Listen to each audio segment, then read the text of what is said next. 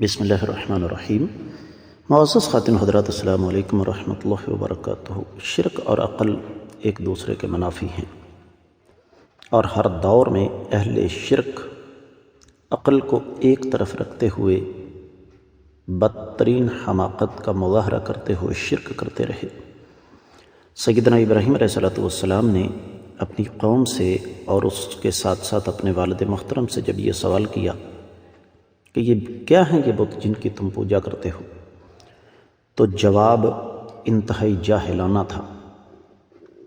اور وہ جواب کیا تھا، یہی ہمارے آج کے قرآن مجید کے سبق کا موضوع ہے۔ آئیے معمول کے مطابق سب سے پہلے آیت مبارکہ کی تلاوت کرتے ہیں۔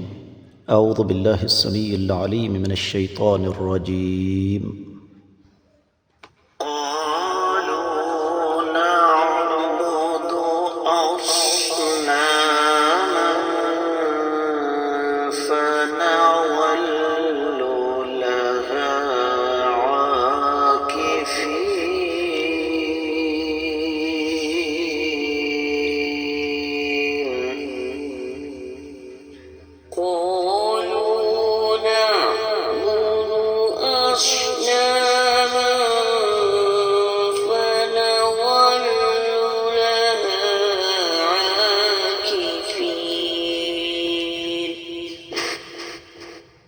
معزز خواتین حضرات، رب کائنات کی پاکیزہ کتاب قرآن مجید پارہ ہے 19واں، سورہ مبارکہ کا نام الشعراء، آیت مبارکہ ہے 71۔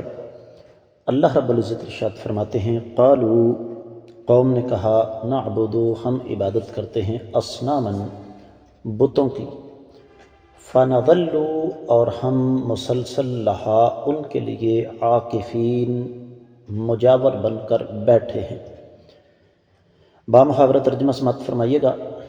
قوم نے جواب دیا کہ ہم ان بتوں کی عبادت کرتے ہیں اور ہم مسلسل ان کے مجاور بن کر بیٹھے ہوئے ہیں۔ امام ابن کثیر رحمۃ اللہ علیہ اس آیت مبارکہ کی تفسیر بیان کرتے ہوئے ارشاد فرماتے ہیں کہ فَإِنَّ اللَّهَ تَعَالَى آتَى ابراہیم رشدہ من صغرہ الی کبرہ، کہ یہ اللہ تعالیٰ کا فضل و احسان تھا کہ اللہ مالک العلام رب الجلال والاکرام نے سیدنا ابراہیم علیہ السلام کو انتہائی چھوٹی عمر میں عقل، فہم، ادراک اور شعور جیسی نعمتوں سے نواز دیا۔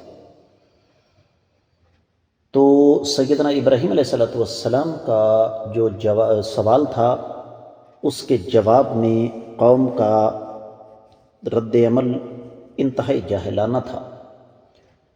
امام بغوی نے اپنی تفسیر میں یہ لکھا ہے کہ وہ دن کے وقت اس کی، اپنے بتوں کی عبادت کرتے تھے، رات کے وقت عبادت نہیں کیا کرتے تھے، اور اس کا کوئی وقت متعین نہیں تھا۔ دن کے وقت وہ بتوں کی عبادت کرتے تھے اور رات کے وقت وہ ستاروں کی عبادت کرتے تھے۔ اور یہ نظل، یہ ظلہ، اس کے بارے میں امام قرطبی نے اپنی تفسیر میں یہ لکھا ہے کہ ظلہ کا تعلق اس کام کے ساتھ ہوتا ہے جو دن کے وقت کیا جائے، اور باتا کا تعلق رات کے ساتھ ہوتا ہے، کوئی کام جب رات کو کیا جائے۔ اور لوگ صرف عبادت نہیں کرتے تھے بلکہ ان کے پاس مجاور بن کر بھی بیٹھے رہتے تھے۔ اور سیدنا عبداللہ بن عباس رضی اللہ تعالیٰ عنہما اس کے راوی ہیں، فرماتے ہیں کہ اس سے مراد دراصل قوم کی وہ نماز تھی جو وہ بتوں کے سامنے ادا کیا کرتے تھے۔ اسی طریقے سے اہل علم نے یہ لکھا ہے کہ سارا دن وہ لوگ اس عبادت کے اندر مگن رہتے تھے۔ اور پھر امام زمخشری نے لکھا ہے کہ اب ان کی عبادت کے مختلف انداز تھے، اور اس میں سجدہ کرنا بھی تھا، اس میں طواف کرنا بھی تھا، اور اس میں پھر جس طرح ہمارے ہاں یہ سلسلہ ہے قبروں پر، مزاروں پر، درباروں پر کہ مجاور بن کر بیٹھنا، یہ سلسلہ بھی تھا۔ بعض مفسرین کرام یہ لکھتے ہیں کہ قوم کو اس بات کا پتہ تھا کہ بت نفع اور نقصان نہیں دے سکتے، لیکن اس کے باوجود وہ ان کی عبادت کرتے تھے۔ اور کیوں کرتے تھے یہ انشاءاللہ آنے والی آیات مبارکات میں اس کا تفصیلی جواب ہمارے پاس آ رہا ہے۔ اہل علم یہ لکھتے ہیں کہ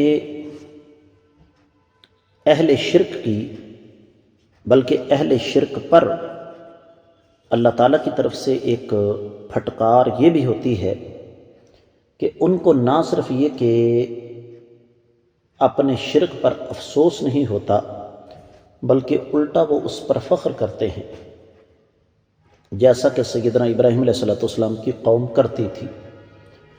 اور ان بتوں کی تعداد 72 تھی، اور ان میں جو سب سے بڑا بت تھا وہ پتھر کا بنا ہوا تھا، سیدنا آدم علیہ السلام کا، جس طرح کی تفسیر فتح الرحمن میں لکھا ہوا ہے۔ اسی طریقے سے تفسیر المراغی میں بھی اس کی تفصیل موجود ہے کہ قوم بتوں کی پوجا پر فخر کرتی تھی، اور سیدنا ابراہیم علیہ السلام کی اپنی پیدائش ایک غار میں ہوئی تھی۔ جب وہاں سے نکلے، بڑے ہوئے تو مصر میں داخل ہو گئے، تو جاننے کی کوشش کی کہ ان کا مذہب کیا تھا۔ تو جب انہوں نے اپنی قوم کو اس مذہب پر دیکھا تو حیران بھی ہوئے، اور سیدنا ابراہیم علیہ السلام کو اس پر افسوس بھی ہوا۔ اس داستان کے ساتھ ہمارا سفر مزید ابھی جاری ہے، لیکن اس آیت مبارکہ کے حوالے سے ضروری امور سے میں نے آپ کو آگاہ کر دیا۔ آج کے سبق سے ان الفاظ کے ساتھ ہی اجازت چاہوں گا۔ السلام علیکم ورحمۃ اللہ وبرکاتہ۔